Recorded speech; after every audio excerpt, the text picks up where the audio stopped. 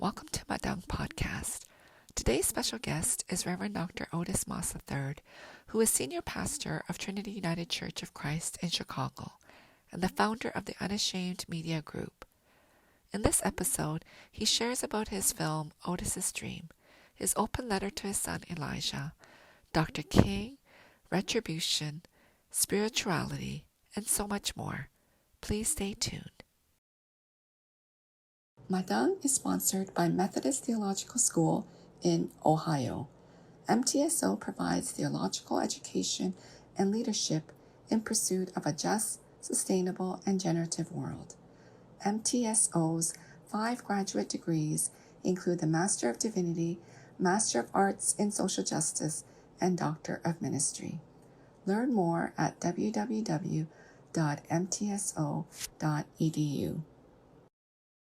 Hello, fellow traveler. If you're like a lot of us today, you're probably worn out from the stress of the pandemic and need a break from all of the political, polarizing noise that surrounds us. Please consider joining us at Southern Lights Conference, January 13 to 15, 2023, on beautiful St. Simon Island, Georgia, as we reimagine faith in Word, the world, the cosmos. We invite you to gather with us, live and virtually, share with like-minded sojourners, and connect with the beauty of creation. For sponsorship inquiries, please email madangpodcast.gmail.com. This is Madang, an outdoor living room for guests to share their experiences and their work. I invite you to come in and stay for a while. Welcome to Madang. Today's very special guest is the Reverend Dr. Otis Moss III, who was a senior pastor of Trinity United Church of Christ in Chicago, Illinois. He is a preacher, poet, activist, author, community organizer, scholar, filmmaker, and the founder of the Unashamed Media Group. In October 2020, Dr. Moss created Otis's Dream, a short film about his grandfather's unsuccessful attempt to vote in 1946. The film has received numerous awards and acclaimed across the country. Dr. Moss was identified by the Baylor University George W. Truett Theological Seminary as one of the 12 most effective preachers in English language in 2018.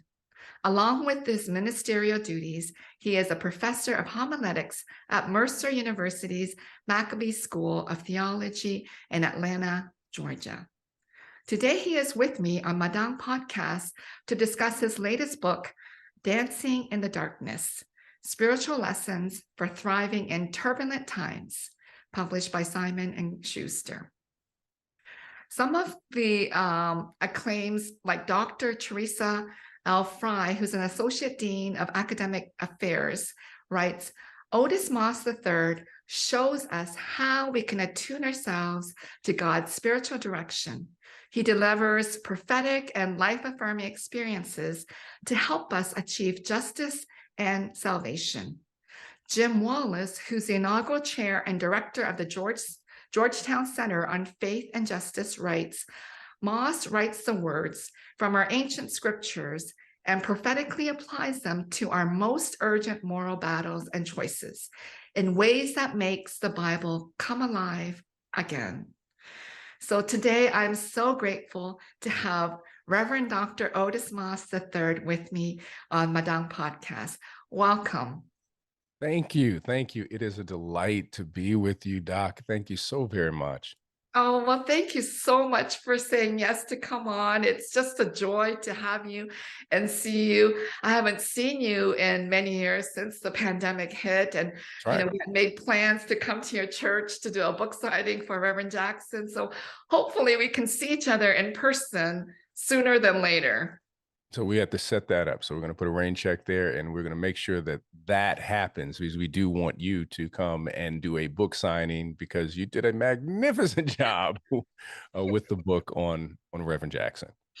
Well, thank you so much. And I have to say, your book, Dancing in the Darkness, It is so important. It is such an interesting, it has your story weaved in with so many things that's happening in our culture and society. It is superb. But before we get into your exciting new book, let's talk about your film, Otis's Dream.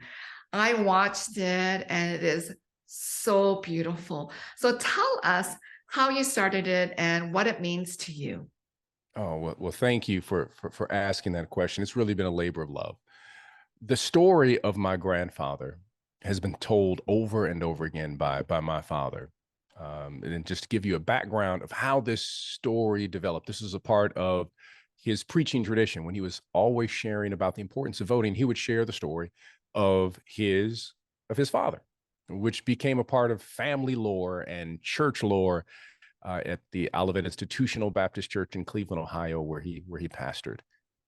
And so he was preaching for the Congressional Black Caucus prayer breakfast in 1980, maybe it was 83, maybe it was 82. It was somewhere in the early 80s, from my understanding.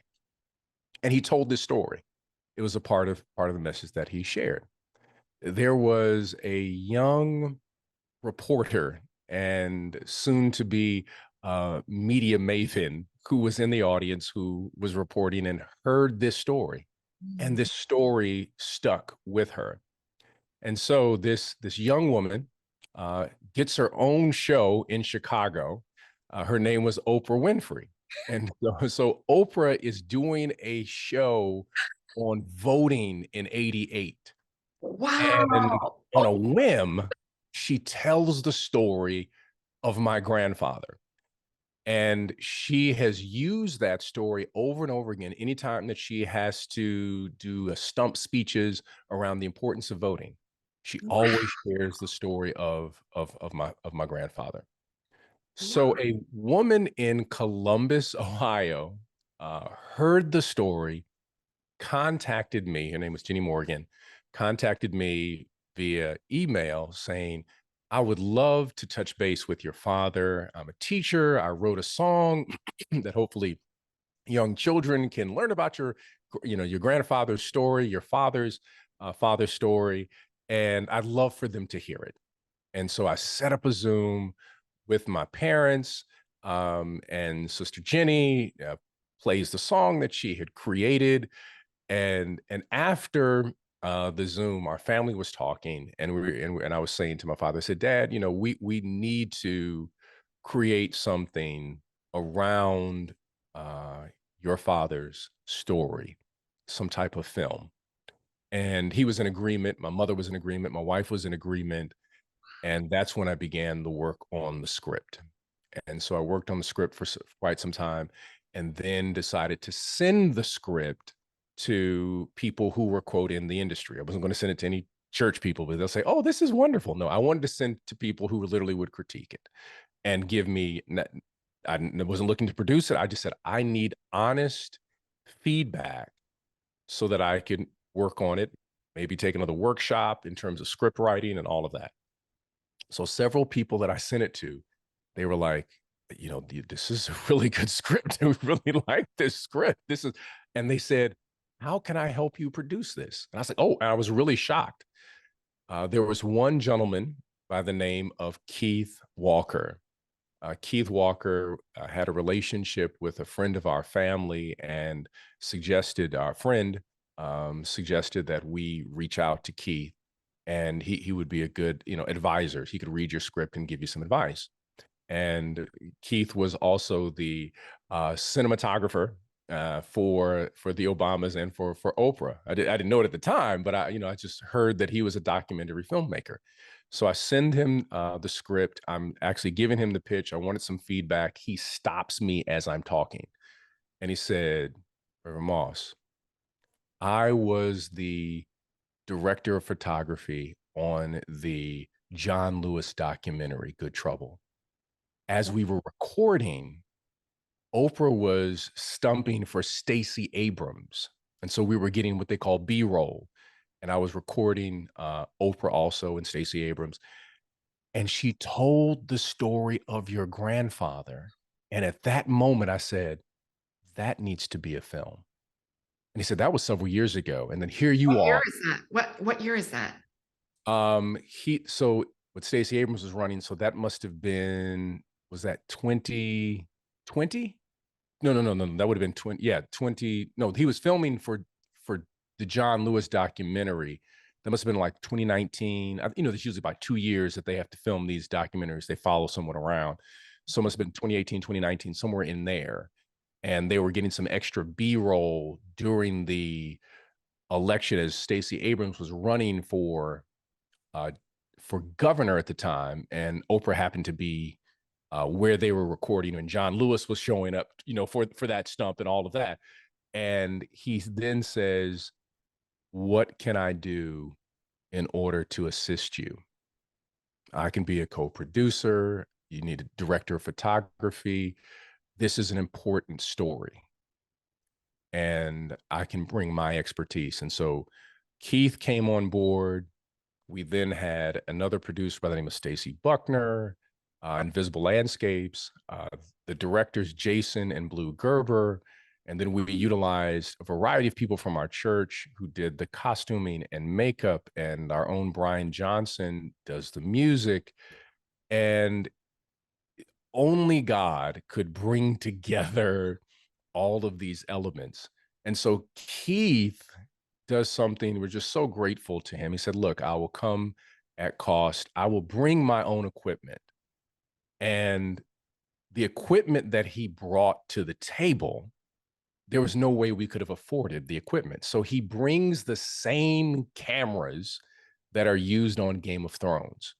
So we have this high level look because, Brother Keith says, this is an important story. And as he would say, this is an evergreen story. We need to share the story about voting. And he said, I think that this film can be used for the next 20 or so years to teach young people about the importance of voting. And so we then begin to, look for sets and locations and all of that. And we didn't have the funding to do the full narrative. And Jason and Blue Gerber said, you know what, in terms of the money to build all these sets, it's going to cost X, Y, and Z. Why don't we, the portions that we were going to build sets around, why don't we have your father tell the story, and then we can condense some of the sets, and then we can then go to the narrative that we've created. And so that's actually how we ended up shifting the script so that my father would then introduce the story. Then I would share a little portion of the story. Then my son would share a little portion of the story. But in between, we had all of the reenactment of the story. And things kept coming together in terms of people working with us. And it was just so beautiful. I mean, we had, there were donations in reference to period cars. When they found out what we were doing, they said, "Hey, we will do this at cost." Some of the locations, which were, we used DuSable Museum, we used a library, we were on somebody's farm, and everybody was just, when we shared what we were doing, people were like, whatever you need, whatever. I mean, every single door was opened, and we were able within a 3-day shoot to complete this film that has the look of a film close to $1 million, but we were able to literally do it on a shoestring budget. That is amazing. It is so beautiful. You would have thought you raised millions and millions of dollars to do this. Thank you for sharing all that backstory, because I had no idea Oprah was telling the story of your grandpa. This is amazing. And as you were talking, I just thought, I felt like I was just speaking with your father because you have very similar voices. And actually, you do I look so appreciate much. that. Yeah, and you look so much like your father. But this is so beautifully done. I can't believe all this backstory of how everything came together. You know, when I was younger, I've always dreamed of being an actress. So if you ever do another film, I'll do it for cheap. Oh, absolutely. We will keep you in mind for sure. I'm just kidding. But anyway, the narration is so beautiful. So I hope people will continue to use it. You mentioned that you thought maybe 20 years, people, I think it'd be used hundreds of years down the road Mm. because I feel like it's almost like a historical kind of, people don't know exactly.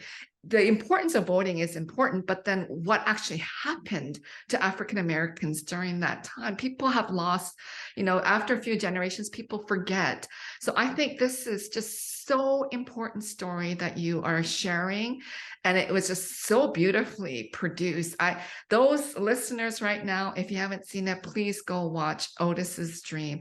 And you won how many awards for this? I think now it's 18 awards What? in the Are there even that many awards you can win? Oh so my goodness. from Great Britain to across the United States. So the I Will Tell Film Festival, the LA Film Awards, the Chicago Independent Award, the Roxbury International Film Festival, the Martha's Vineyard Film Festival. There's just the March on Washington Film Festival. We've won best narrative short, best narrative short documentary, Oh my goodness. costume, best actor, Oh my goodness. best composer. We've been honorable mentions for for best film in several of these spaces. It is Oh, literally the little film that could. It is a that is 14 amazing. minutes, and every festival that we have been accepted to, well, just about every festival we accepted to, we won an award in with those festivals. I shouldn't be that surprised because it is award worthy, film. I just didn't know you can win that many awards. You won everything but the Oscars, it looks like. My goodness. Congratulations. I Thank didn't you. realize you won. Like I saw some social media pictures and you writing stuff that you won this and this, but I didn't know it amounted to 18. Mhm. Congratulations, because Thank I you. feel, this is enormous work and you had to deal with so many people. You listed all, and I just can't even keep track of all these people that you had to work with. Congratulations. That you are amazing. You are a minister, you are a professor, you're a writer, a filmmaker. This is wow, you are an inspiration. Now I got to move into the filming industry. But what an inspiration. Thank you so much for sharing that and Thank you sharing for it with the asking. world. Yeah, I hope it gets translated into different languages if that's ever possible. Or I you hope said so. subtitles are available, I guess. But it is so beautifully done. People around the world need to know the African American story and the history and why we need to vote. That's so important, but the whole history of why we need to vote because you weren't allowed to vote. So I think it just brought tears to my eyes and wow. So thank you so much for sharing that whole story. And I had no idea about Oprah and how Oprah knows your whole family story. So wow, that is truly amazing. Thank you so much. Now let's get into your forthcoming book. It is so interesting. And you had Dr. Michael Eric Dyson write your foreword. And I just, once I read the foreword, I couldn't wait to dig into your work. But this is what he says. He says, Moss is a magnificent fusion of radical biblical theology and uplifting American moral philosophy. No matter how dark the night becomes, no matter how traumatic the times turn, Moss and the people who have loved and shaped him believe that we must never yield to cynicism or hopelessness. I just thought, you know what, the whole forward is so beautiful, but I just picked those few sentences. It's so moving, and what a nice forward. You must have been so touched. Oh, I was so blessed that Dr. Dyson was willing to write the foreword, have great respect for his writing and his work and his scholarship. And it was very kind of him to lend his time and his busy schedule to create the foreword for the book. Yeah, it's so beautifully written, and it just sets the whole stage for your entire book. And so you begin the book with an open letter to your son, Elijah. I love your son's name, Elijah. For you wrote it for Sojourners magazine. So what made you write this letter to your son, an open letter? Well, the letter was written in the wake of the death of Philando Castile, whose death was filmed on camera with a camera phone.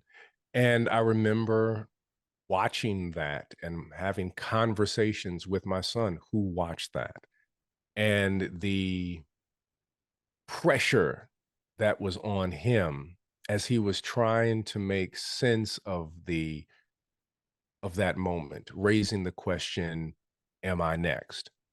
You know, will this happen to me? And that's where the letter comes about. The letter was, just literally to my son, that I said, I want you to hold on to this, that, maybe more of this will make more sense when you're a little older. And then publishing that letter that, Sojourners was so kind to publish it, but the need to communicate as a father to my son the truth of what it means to be a person of African descent in America, and the power of his faith, his history, his family connection, the love that his family and the ancestors have for him and his work, that he knows that it's difficult, but you come from a beautiful and powerful tradition. And that's what I wanted to convey to him. Well, thank you so much for writing it. I'll just read a portion. It says, if I tell you these things, my words will be perjury before God and an assault upon the memories of our ancestors. So today I must share a hard truth with you. The truth, my son, is that you are not safe. Reading that, it was so tear-jerking because I've never had to do that with my son. Before I interviewed you, my previous podcast guest was Dean Kelly Brown Douglas, and in her book Resurrection Hope, she has the same kind of dialogue with her son, a Black son. So I don't like, it must be so heart-wrenching to talk this through with your own child, because we should not have to do this. But the Mhm. fact that my previous guest had to do this and then you have to do this, I don't know. How do you overcome this kind of pain that as an African American father or just a man that you have to go through this? I think it's important to embrace it, not as something you joyfully embrace, but to embrace the fact that you want to arm your children with the truth. You want to arm them with the spiritual resources, not to survive, but to thrive and flourish. You want to arm them with the theology and philosophy of how to live the good life and how to deepen their spirit. And it's a rite of passage for a Black father. It's a rite of passage for Black children, unfortunately. And we have to give rituals and methodology for parents to be able to share difficult truth with our children. And if we are willing to embrace these rituals, rituals can give you a map that will take you out of moments of darkness. Wow. It just to write, I think for me, if I had to write "You are not safe," that would be so painful. But the fact that you did it, and thank you for sharing it with the world, because you got so much response from it. And is it safe to say that that led you to writing this larger, the It, book? it did. It did. It got there was an amazing response to the letter, and the response majority positive, but there was there's always some strange evangelical person who's like, why are you doing this? And you have to always put them in the right space, and put them in their place.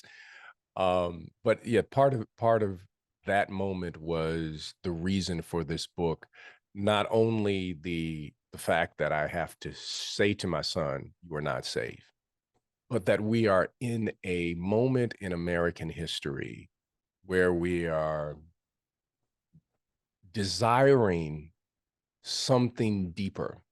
This is a spiritual moment where our fights, whether right or left or blue or red state, whatever they may be, is really also about that there is a spiritual anemia within our nation, Mm, and we are trying to replace them with a philosophy of materialism or a very limited truncated theology that looks at everything as being just happy and okay, and doesn't want to truly develop a deep and holistic theology, or a political philosophy that is just a hierarchy.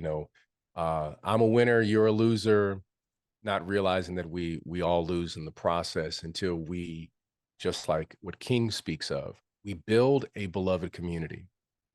And not that we will get there, but that we put the necessary foundation, work through the spiritual values that allow us to move in that direction and create, as I say in the book, create what we call a complete life, mm, one that is spiritual, one that is personal in our personal interactions, and one that is social or community centered.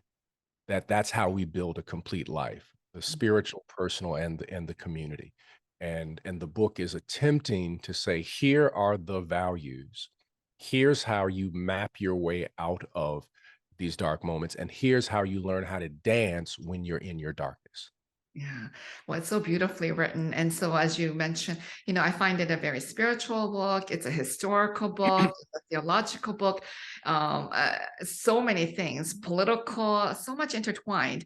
And in the book, you quote Dr. King a lot and you reference him. So, share with us, like, I didn't know about your family kind of somehow connected with Oprah, but you have this long legacy. So share with us, especially the listeners who may not know of who your father is and the whole legacy that you're part of. Share with us your connection with Dr. King. Sure, sure. Without a doubt. Well, both of my parents were involved in the freedom movement. My mother was one of the office managers and executive secretaries for the Southern Christian Leadership Conference. Um, and my father was one of the organizers of what was called the Student Sit-In Movement in Atlanta, that desegregated Atlanta when he was a student at Morehouse School of Religion, the Interdenominational Theological Center that people call the ITC. That's really what launched him into into the movement. And then he became a part of the Southern Christian Leadership Conference and became a lieutenant in the Southern Christian Leadership Conference as an organizer, and then eventually on the board of the SCLC. My parents met in the movement, and the wedding ceremony was performed by Dr. King. One of the best men, groomsmen, was Andrew Young. The bridesmaid was Jean Young, and when they threw, I must have had the picture here. Do I you think. have it? Wait a Show minute, us. hold on, I wait a minute. did I think not I have the know picture here. Dr. King. Yeah, go get the picture. I had no idea. that Dr. King officiated the wedding. I knew Wait a that minute. he was working and your mom was working there too. I had no idea that he officiated. So, Please show us the so I have picture. a picture here. This is the Hold it up. SCLC. Let's give you the background. SCLC had their annual convention in 1966, which was also in preparation. Dr. King had moved to Chicago. They were moving toward what is called the Poor People's Campaign. So the annual convention, my father had proposed to my mother, and Dr. King and Coretta Scott King threw my parents an engagement party. So at this, I don't know if you can see this. At this engagement party, you have the engagement party, you have Ralph Abernathy, Hosea Williams, Oh, Dr. King, Coretta Scott King. You have Fred Shuttlesworth, you have Andrew Young, you have Bob and Letty Green, you have Dr. King's attorney. There's some other names that I'm forgetting of, but you have the entire brain trust of the civil rights movement who throw my parents their is their engagement party, and then you have my parents there. that is such a beautiful picture. Thank you so much for sharing it. Do you have their wedding picture? Do you have their wedding picture? I don't have the wedding Oh, picture but here Dr. King in the officiated. office. Wow. But the wedding picture you had, I mean, look, the wedding picture, you Amazing. see Dr. King and Coretta Scott King, and you see my parents, and and all of that. And so that's how they got connected to the movement. My father served as co-pastor at Ebenezer. So after the assassination of Dr. King, my father became the pastor. He was to take over for Daddy King. Now eventually he didn't stay, but a year and a half, 2 years, and was called to another church, but has had a deep relationship with the King family, because they were a part, they were a comrade in arms in terms of the movement, my mother and father, with the work of all of these wonderful freedom workers throughout the South. That is an amazing story. I had no idea. Well, I knew they were all working together. I had no idea that he officiated the wedding, and that they were all together with the engagement party. That's a beautiful thing. So thank you so much for sharing. And in the book, you quote Dr. King so much, and you said Dr. King offered a unified approach to all of life's tests, political and personal, something we can all carry with us as we walk our paths. So I don't know if you wanted to share a bit more about that, or, yeah. Yeah. So Dr. King talks about the complete life, that life must be spiritual, that recognition that there's an interconnectedness with all of us, and there is something greater than us. But life is also, it is personal. It is the relationships that you have with other people, but it is your self-development. And then their life also demands that we have this social community component where we seek to create a better world. And when we seek inner spiritual growth, when we are seeking personal growth, and when we are seeking community growth, then we're living in a complete life. And that is how we learn to dance in the darkness, in moments of division in our nation. We seek a complete life. And in the book, I attempt to share how we do that. What are the principles on the personal level and on the collective level? So you must link love and justice together. We must learn to redirect our rage so that we can empower and not just be a burning flame, but not doing something that will be transformative. We've got to learn how to stop and pause, liberation listening. And we've got to learn how to grieve appropriately, not pathetic grief, but prophetic grief, the kind of grief that stares into the darkness, but refuses to fall into despair. And we've got to rewrite our origin story. We can't allow other people to write our story for us.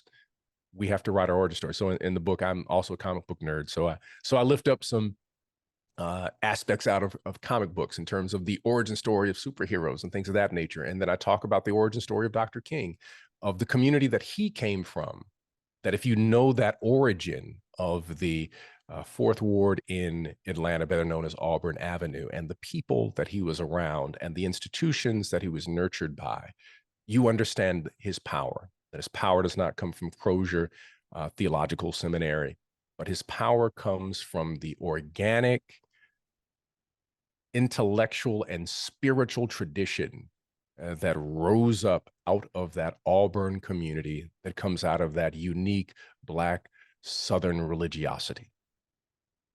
Wow, so beautiful, so beautifully said. And I think that even ties in with the film that we were talking about too, that, you know, to know your story and then passing it on to your son and hopefully his children on and continues on, to know where we have come from is so important. And so in the book, in your book, you also bring in, you know, scripture and you tie it all in. And for me, what really struck me was when you're talking about retribution. You said it feeds our hunger, yes, but not for long. In the moment, violent action feels like taking power, correcting an injustice. But even when vengeance is deserved, it does not set things right.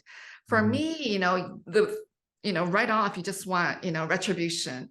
We think that will solve everything, but you go in really deeply. So did you want to say more about that? Because I think that was such an important part of the book. It just really perked me up. And I thought, yes, I've been doing things wrong for a long time.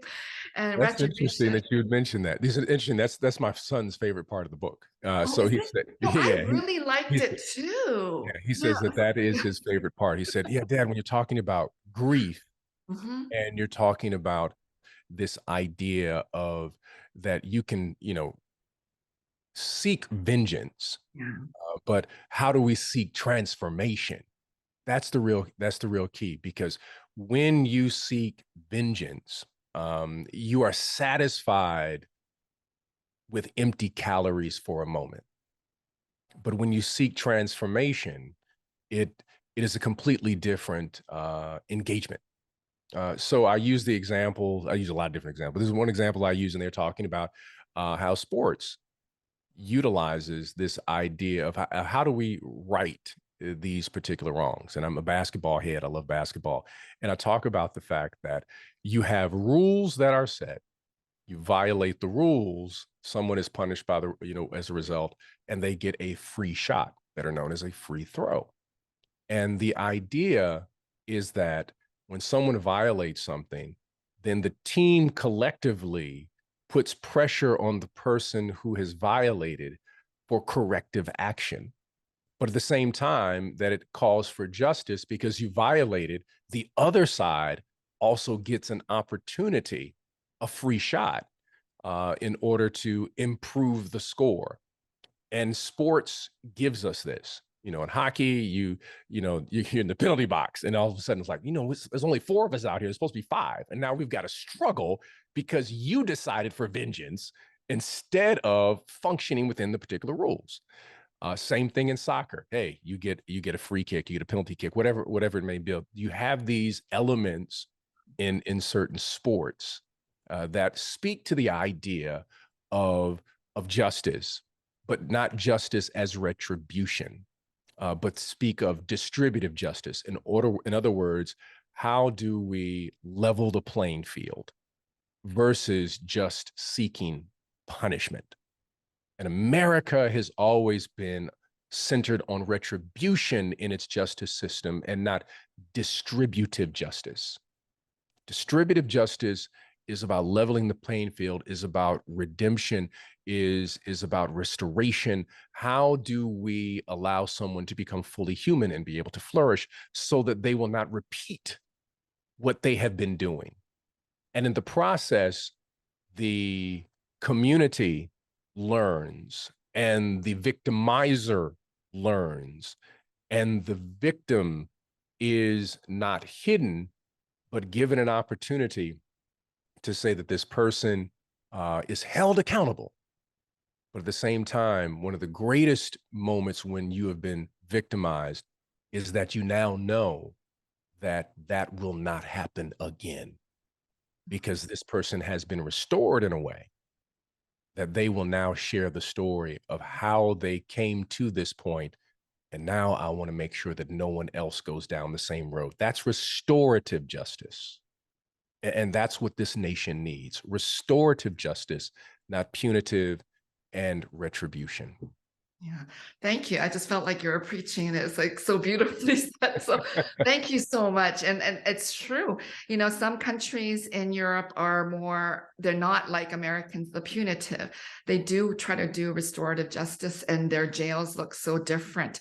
It's like some like a community, not Mhm. jails that we're so used to here. So I think you're making such an important point in the book, and you tie that in with, you know, with the whole Dylan Roof when he went in and murdered, you know, that I think is so painful for the African American community, but you were able to kind of reflect on it so spiritually.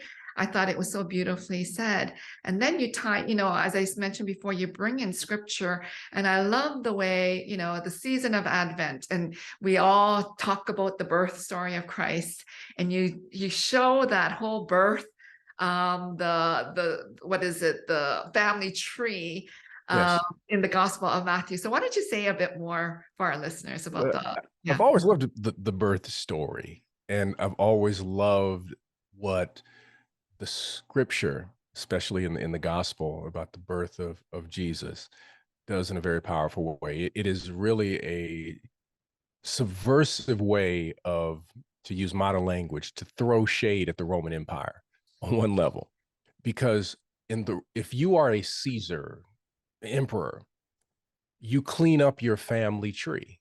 So no one knows if there was anyone in your family that was quote unquote not perfect. But here you have, and we usually skip over the names, you have in the birth of Jesus, they start listing names of people that are scoundrels. And so, Thank you for saying scoundrels. I haven't they heard are straight up scoundrels. I mean, there's many of them you probably wouldn't even like at all. So, I mean, I within the African American tradition, we many times we frame the patriarchs in the scripture as people who are contradictory and problematic. For example, we love to say Abraham was great. But in the African American tradition, we say, well, Abraham also had an issue with attempting to pimp his wife. So here you have someone who's like, yeah, I'll sell you my wife. You can have my wife. I was like, who is this guy? Then you have someone like Jacob. Yeah, I'm going to steal my brother's birthright. You have Moses, who is a murderer. Okay. And then you have David, who is absolutely one of the worst fathers in all of scripture. But yet he's a great leader in terms of military strategy. Then you have in Jesus's genealogy, you have this wonderful, and I say wonderful, she is this woman named Rahab, but who was also a prostitute. So this would never happen in Rome. You would never list any of these people because I guess pollsters would have looked and said, you know what, the people will not like this. So we want to make sure that we erase these people from the genealogy. But within this Jewish tradition, you say you include all of the brokenness, the scoundrels, the grotesque, the marginalized, and the hidden. And then you come to Mary and Joseph, and then you come to Jesus. It is one of the most beautiful acts of literature because all of a sudden we can see ourselves. We can see our whole family tree. That we have some people in our family who are like Solomon. They got a whole lot of people on the side. A whole lot of wives. Oh, they're real smart, but they got a whole lot of people on the side. And we have some people who have, very much Moses mentalities. If you look in their past, it says, you know what? Jimmy's a great guy, but you do know what he did to David, Jones back in the day. I mean, we have these people as if they're in our family. I mean, Noah likes liquor. He gets drunk. That's Noah. So these are ordinary, everyday people, and Scripture doesn't shy away from it. No wonder you got the best preacher award because I can listen to you all day. I've heard your father, Reverend Moss Jr. preach, and he just threw me off. I was like blown away. But you are incredible. So thank you for making the scriptures come alive, because what all these people that you mentioned, it's so true. And we do want to make everything look pretty in our own family, but this is the family tree that Jesus came from, and it just laid out right in front of us. But many of us, we just skim over it because we can care less about these names. Right. But you bring it to life, and so thank you for doing that. I just love this part of the book too, because of how you point out, not many women are included in that genealogy, but Rahab, the prostitute, is, because they want to somehow highlight that woman. We're always the sinful ones. We're the sinners anyway. So, but it was Rahab's very revolutionary. I love Rahab. I mean, Rahab, literally, she is saving Israel. yeah. So that when they march around the walls of Jericho, in my preaching mind, in that imagination, I imagine all the walls fell except one section, Rahab's house. So in other words, the baker's house fell, the banker's house fell, everybody else, but Rahab, because they said anyone who's in your house, and that there is a symbol that you have trusted in Jehovah, your house will not fall. I mean, it's absolutely beautiful Yeah. that the salvation of Israel is connected to a murderer in Moses and a prostitute in Rahab. I mean, it's amazing when you begin to look at how Scripture is trying to share the ordinary and the grotesque to show about the power of grace and human flourishing. Yeah, I think that's so beautifully said. And even in your book, you write, through violence you may murder a murderer, but you can't murderer. And I just, I had to read that over several times, because I think what you're saying is so true. We want this retribution. We want something bad done. But if God can use Moses, a murderer, that is amazing. Because I actually was in Egypt. I never, I learned about the pharaohs and about Egypt in elementary school. I never thought I'll ever go to Egypt, but I ended up being in Egypt this fall, and all over Egypt. I think there's like 90% are Muslims in Egypt, and then 10% are Christians. But Christians, Muslims, and Jews all talk about Moses. So there's pictures of Moses everywhere, stained glass windows of Moses. Everybody talks about Moses, and they're always mentioning it happened because he was a murderer and he had to flee. So, but it's interesting, we do emphasize that it is this murderer, that eventually frees the enslaved. It's incredible, the grace of God and how God uses the worst people on the planet, essentially, to do the work of God. It's unbelievable. And using Rahab, and you just said it so beautifully. So thank you for sharing it, and then connecting that with Dylan Roof, where so many of us are triggered, and we just think, oh, how can someone like that do this to innocent people? So I just think you do it so beautifully in the book, like no one else can do. So I just really enjoyed that part. I think that's an important piece about Dylan Roof, in that Dylan Roof was not some anomaly. Mm, Dylan Roof was created. He was nurtured, yeah. was developed.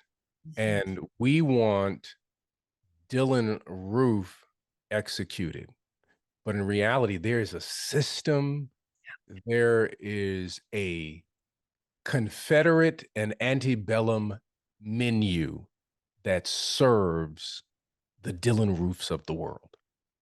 Mhm. And that's where we don't want to look. And that becomes the process of grieving appropriately when we raise the question, not let us deal with Dylan Roof, how do we remove the conditions that create and birth Dylan Roof? I think you did a great job talking about that, because we don't look at what the conditions were. We just look at him and we got to get rid of him because he's evil, he killed, he's a murderer. But I really appreciate, and I think that's a part of Christianity that we sometimes don't want to deal with, because it's difficult, it's too hard, and it hits us, and it takes a lot of work to do that. We just want to do it quickly and just get rid of him and whoever else is like Dylan Roof. So I thought you did it so beautifully, and then you moved on. And this part, I wasn't aware that this was happening. You also bring in Westboro church protests that came to your church. I had no idea that happened, and you brought that in. So did you want to share a little bit, because then you tied it in with the dancing in the darkness? Well, that was during the time period in 2008 when Senator Obama was running for president. Who, Senator Obama was a member of Trinity United Church of Christ, and they had taken the words of Dr. Jeremiah Wright Jr., my predecessor, completely, utterly out of context. And it was actually a very good sermon of God versus government that he was talking about. It was a great sermon.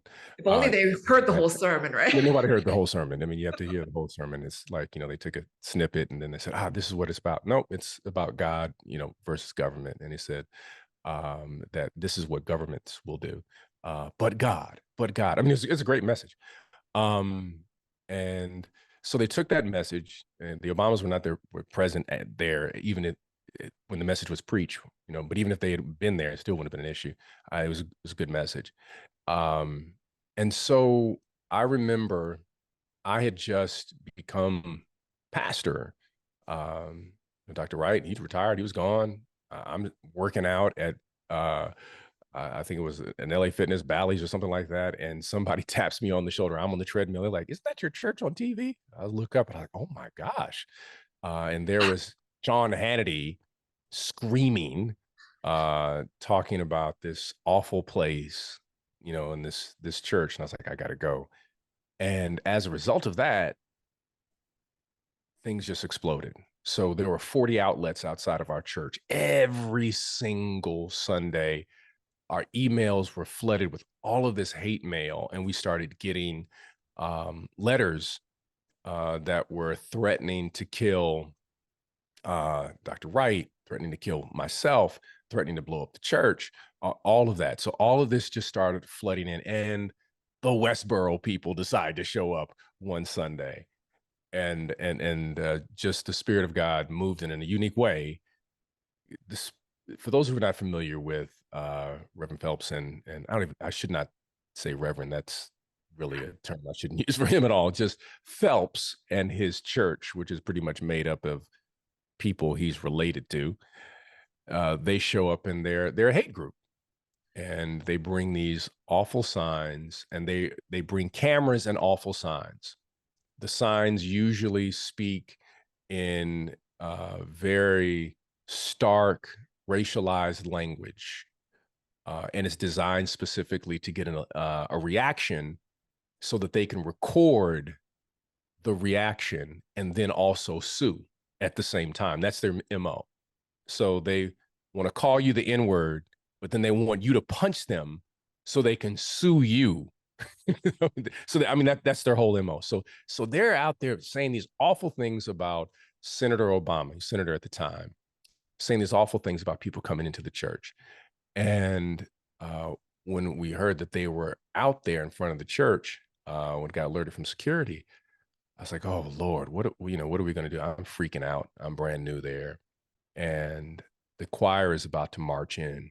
And I run to the choir. I said, before y'all go, I believe that we have to do something, that God is speaking in this moment. I need you all so that we can protect the integrity of this church.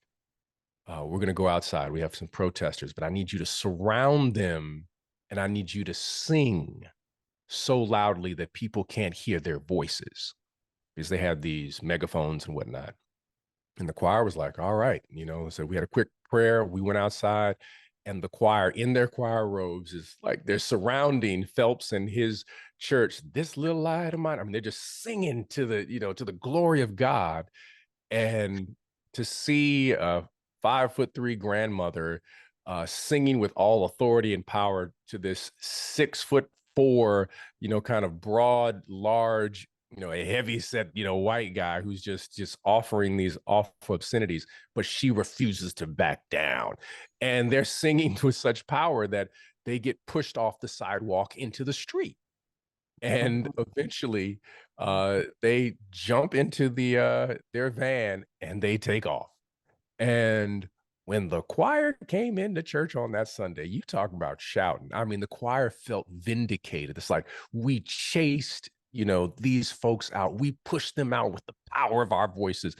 They sang like they have never sang in their life on that Sunday, because they came in truly as victors, with victory in their spirit, because they had surrounded hate and pushed them out with the sounds and songs of our ancestors, and they felt the power of their faith at that moment. Wow.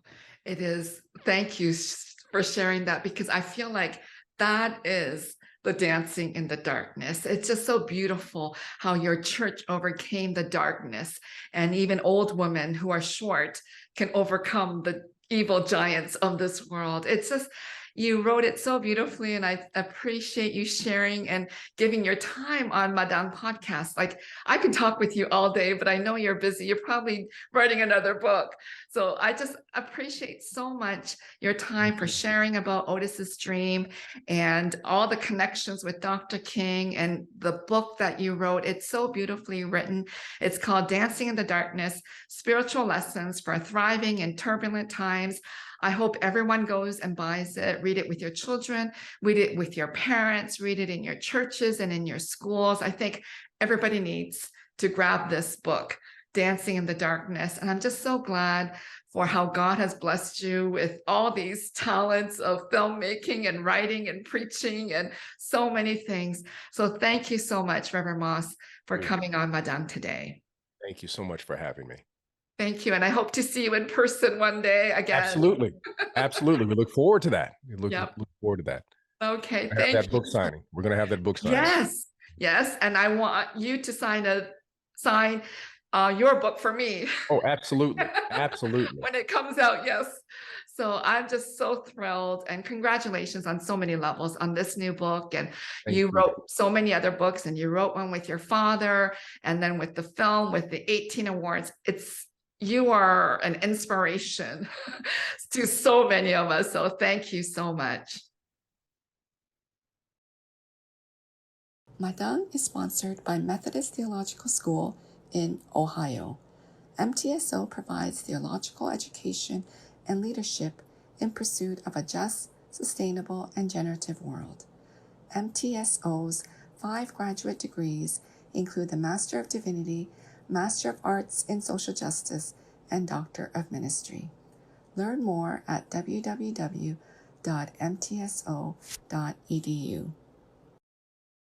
Hello, fellow traveler. If you're like a lot of us today, you're probably worn out from the stress of the pandemic and need a break from all of the political, polarizing noise that surrounds us. Please consider joining us at Southern Lights Conference, January 13 to 15, 2023, on beautiful St. Simon Island, Georgia, as we reimagine faith in Word, the world, the cosmos. We invite you to gather with us, live and virtually, share with like-minded sojourners, and connect with the beauty of creation. For sponsorship inquiries, please email madangpodcast.gmail.com.